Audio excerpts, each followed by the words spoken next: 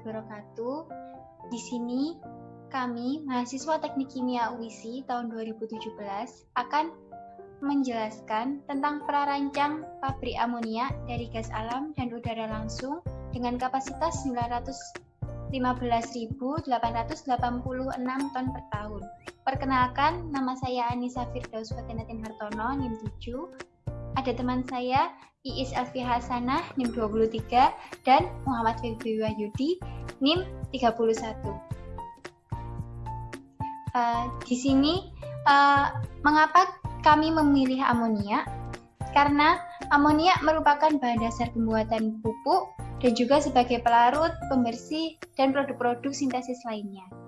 Nah, karakteristik amonia ini tidak berwarna, namun memiliki bau yang sangat menyengat, mudah larut dalam air, mudah mencair, dengan titik didih 33 derajat Celcius, dan bersifat korosif terhadap tembaga, timah, dan mudah terbakar.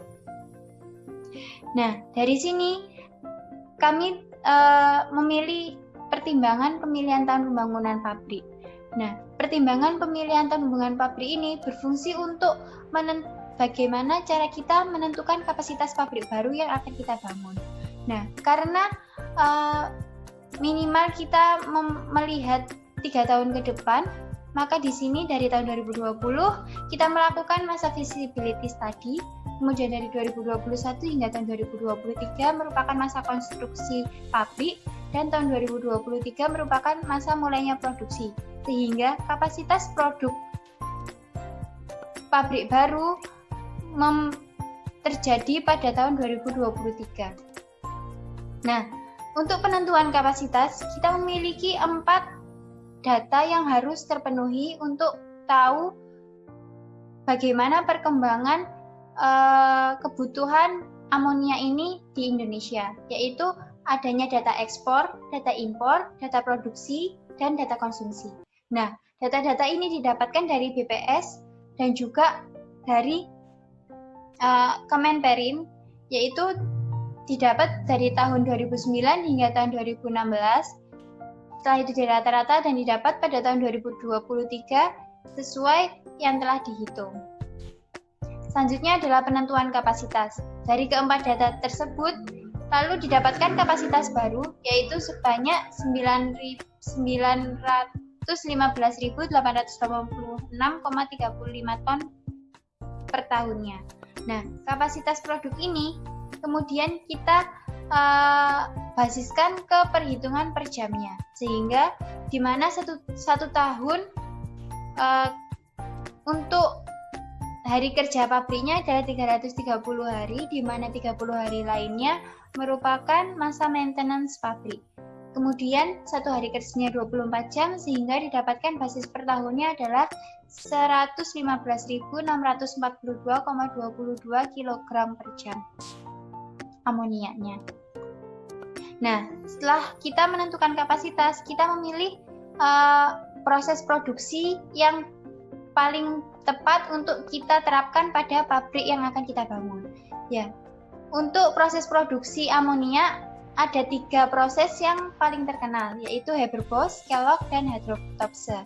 Nah, untuk dapat memilih, kita harus memiliki parameter-parameter yang digunakan untuk memilih grade dari ketiga proses produksi tersebut, di mana parameternya adalah proses kondisi, temperatur, pressure, ekonomi aspek, polutan, raw material, main reaction, side reaction, batch reaction, catalyst, chemical and physical safety, and product conversion. Nah, di sini dari ketiga proses produksi yang ada, nilai tertinggi yaitu terdapat pada produksi Kellogg, sehingga kami memilih produksi Kellogg yang akan diterapkan pada pabrik amonia kami. Nah, selanjutnya adalah diagram blok. Setelah kita memilih proses produksi yang akan digunakan, selanjutnya kita membuat diagram blok bagaimana proses produksi Kellogg tersebut diterapkan pada pabrik kami. Sehingga di sini dari natural gas dan juga udara yang akan kita gunakan sebagai bahan baku utama, kita tata, yaitu dimulai dari feed gas treatment, kemudian primary, secondary, sehingga menjadi derefrigeration untuk menjadi hot NH3 dan cold NH3. selanjutnya adalah PFD. Jadi setelah kita membuat diagram blok, kita juga harus menentukan alat-alat seperti apa yang akan kita pasang pada pabrik yang akan kita bangun. Nah, di sini terdapat instrumen dan juga alat utama yang akan kita bangun. Selanjutnya adalah neraca massa desulfurizer. Di sini untuk total inletnya yaitu ada 846.082 kg per jam.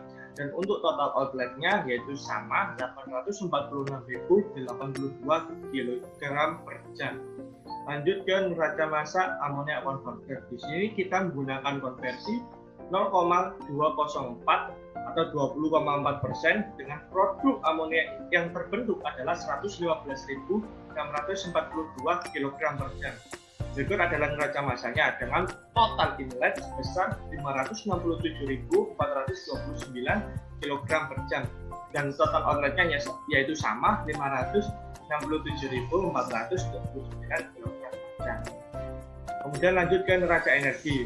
Untuk alat amonia converter, inletnya ada 3 yaitu Q1, Q2, dan Q-Steam dengan total 154.598 kJ per jam. Dan untuk alatnya ada 3 yaitu Q3, Q-Loss, dan JHF dengan total yang sama yaitu 154.598 kJ per jam. Untuk alat desulfurizer, inletnya ada 2 yaitu Q1 dan Q-Steam dengan total 12.105.136 kJ per jam. Dan untuk alatnya ada Q2, Q3, dan Q-Loss dengan total 12.105.136 kJ per jam. Lanjut ke spesifikasi alat desulfurizer. Di sini fungsinya untuk menghilangkan kandungan H2S yang ada di dalam gas alat. Alat ini bertipe vessel dengan bahan yang digunakan adalah high alloy steam SA240 grade M tipe 316. Dan untuk spesifikasi alat amonia converter itu fungsinya untuk mereaksikan nitrogen dan hidrogen menjadi amonia. Dengan tipe alat ini yaitu multi stage fixed bed reactor dengan bahan yang digunakan sama seperti desulfurizer.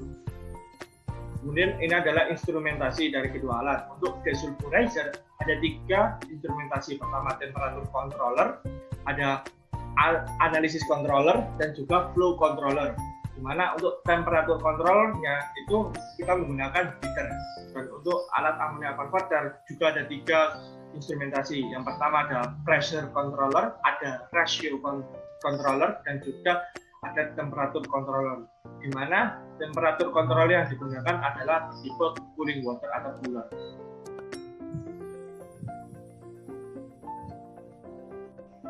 Untuk utilitas pada pabrik amonia terdapat 4, yaitu udara, air, steam, dan juga listrik. Di mana air di sini digunakan untuk dryer dan juga reservoir. Sedangkan untuk air digunakan sebagai air pendingin, air umpan, dan juga air sanitasi. Untuk steamnya digunakan untuk heater, steam drum, preheater, primary reformer, dan juga HTS. Untuk listriknya yaitu digunakan sebagai penerangan, peralatan industri, dan juga untuk kantor, di mana listrik di sini diambil dari PLN, BTG, dan juga STG. Untuk pemilihan letak dengan mempertimbangkan beberapa faktor didapatkan letak yaitu di Maba, Maluku Utara. Untuk letak geografisnya berada di dekat laut sehingga memungkinkan menggunakan alat transportasi laut dan jauh dari pemukiman. Untuk arah anginnya pada area kantor berada pada daerah upwind, sedangkan pada pemanas berada di daerah downwind. Untuk total direct loss didapatkan sebesar 1 satri. Untuk plan lokasinya berada pada lahan dengan luas 52,5 hektar persegi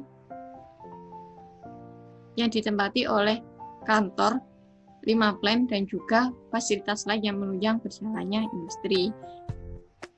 Untuk struktur organisasinya dipimpin oleh RUPS, kemudian ada direktur utama yang membawai 4 direktur dan masing-masing direktur membawai kompartemen, serta kompartemen tersebut membawai beberapa departemen. Untuk jam kerjanya dibagi menjadi 2, yaitu non-shift yang bekerja setiap hari Senin hingga Jumat, dan shift yang bekerja setiap hari selama 24 jam yang dibagi dalam 4 kelompok.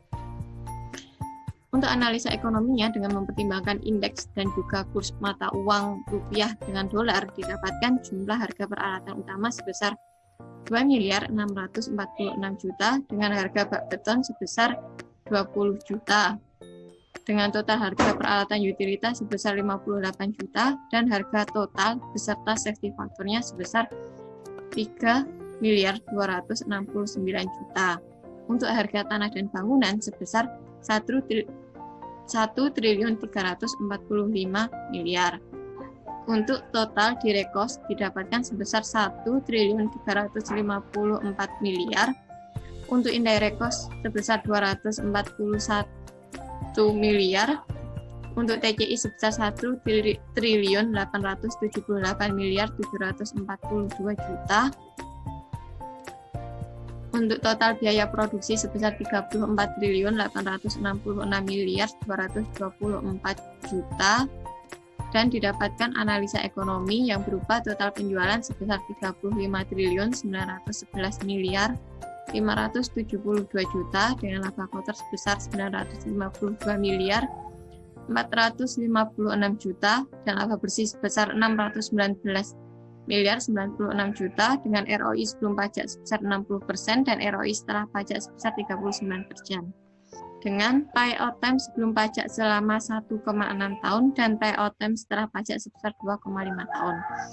Sehingga didapatkan analisa sensitivitas berupa grafik seperti yang tertera pada gambar dan didapatkan nilai BEP sebesar 69%. Demikian pemaparan dari kami. Atas perhatiannya kami sampaikan terima kasih. Wassalamualaikum warahmatullahi wabarakatuh.